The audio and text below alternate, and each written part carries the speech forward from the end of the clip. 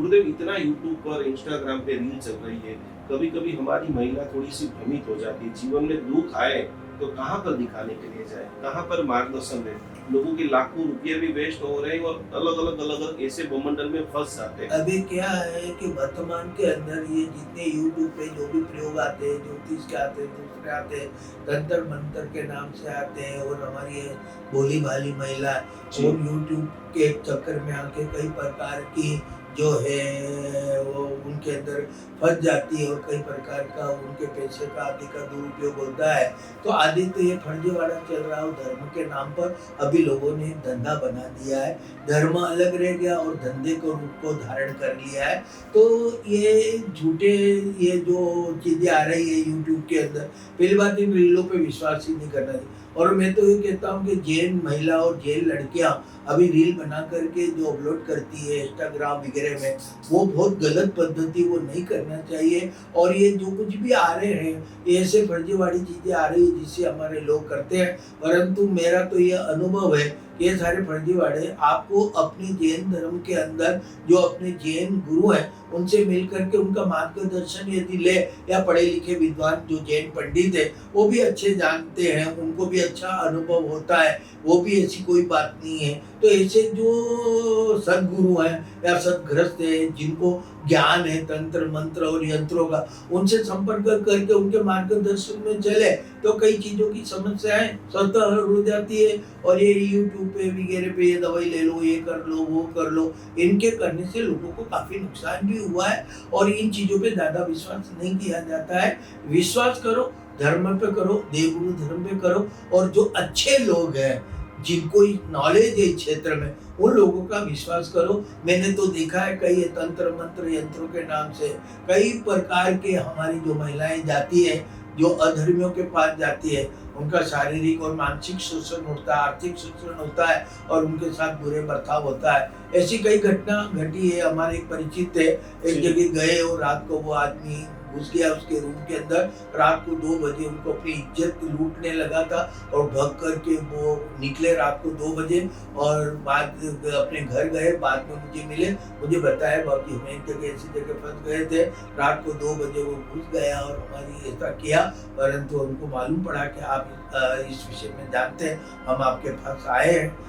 तो फिर वो आए मेरे पास, मैंने जो भी किया उनका अच्छा हुआ, बड़े ही हुआ। तो ये गलत लोगों के हाथों में नहीं जाना चाहिए।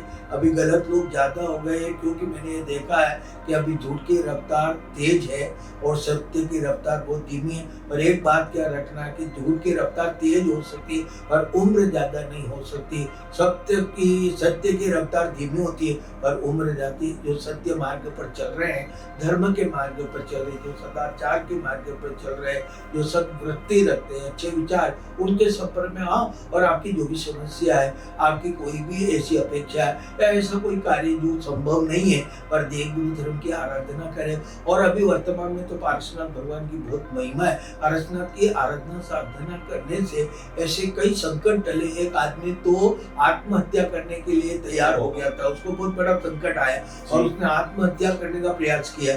तो किसी व्यक्ति ने उसको बताया तू पार्श्वनाथ की आराधना कर। वो संकेश्वर आया, मुझे मिला, बाकी मैं जैन हूँ परंतु मैं कोई जानता है, मैंने उसको साधना करवाई और उसका बहुत बड़ा संकट चला गया। जो नहीं जाना था, लोगों ने कहा इसको आत्महत्या करनी पड़ेगी। आज भी मुख्यमंत्री थे और आज बॉम्बे में रहते। ऐसे मंत्रों का अद्भुत प्रभाव है। बस एक बात रखना, श्रद्धा भक्ति से करना, बिल्कुल। क्योंकि मैंने तो देखा कि जीवन में मैं तो लोगों को ये कहता हूँ कि जब दुख आता है तो व्यक्ति भगवान के निकट जाता है और भगवान की विशेष भक्ति करता है, और उस विशेष भक्ति के अंदर उसका दुख टल जाता है।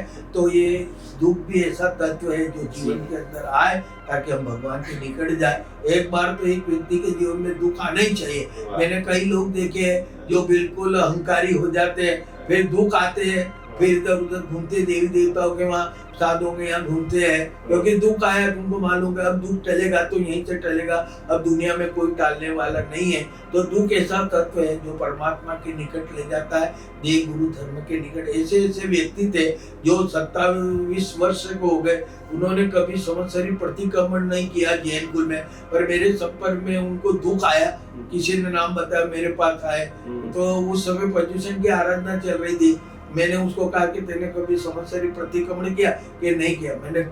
आज उसको मैंने धर्म में से जोड़ा, उसकी तकलीफ ली और आज वो देव गुरु धर्म पर विश्वास रख के आज प्रतिक्रमण कर। जैसे कई युवा पीढ़ी है जो भटक जाती है इधर उधर चक्करों में, और मैं तो ये कहता हूँ समग्र जैन समाज को मेरा आह्वान है कि आप अपने देव गुरु धर्म को छोड़ के कहीं नहीं जाए। और जो हमारे जैन पंडित है, जो विद्वान है, पढ़े लिखे हैं, उनके द्वारा जो भी काम किया जाएगा वो अच्छा है और वो आपका भलाई करेंगे, और भला नहीं हुआ तो आपके साथ कोई गलत नहीं करेंगे।